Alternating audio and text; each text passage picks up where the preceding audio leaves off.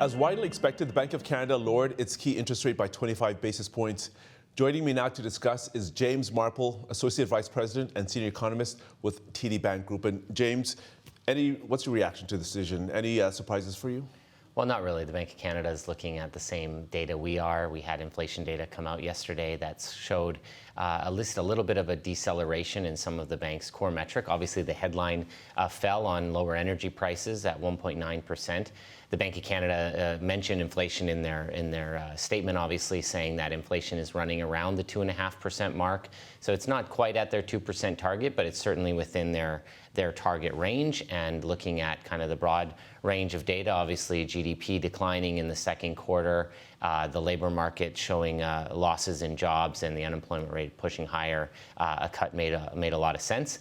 And yeah, I mean, we'll obviously be continuing to watch both the data and their comments today and forward. And as you mentioned, the statement today highlighted the risks to the labor market and uncertainty around trade. What does this mean for interest rates going forward?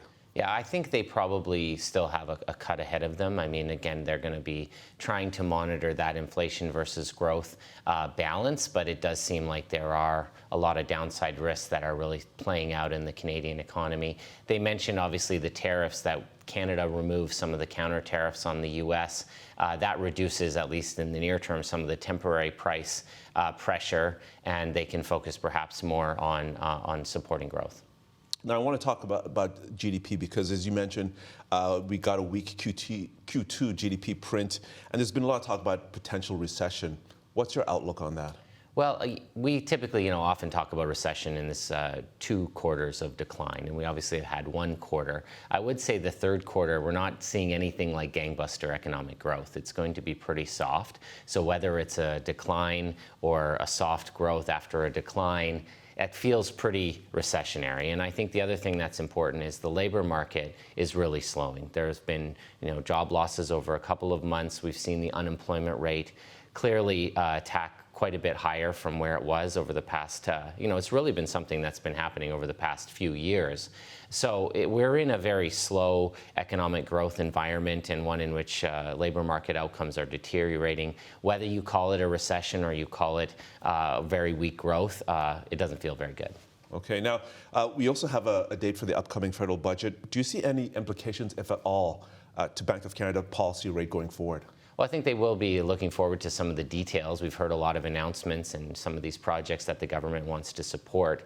But we've also heard that they are going to focus on restraining spending and cutting staff. So I don't expect to see anything broadly stimulative in the near term that would cause the Bank of Canada to really have to change course. I think we are going to see a lot of announcements and plans for how we adjust to this brave new world and the protectionism that we see in the U.S. But I think the Bank of Canada we'll like to see the details, but it's not going to change the path of monetary policy. Okay, so looking ahead, what will you be watching closely as the Bank of Canada considers its next move?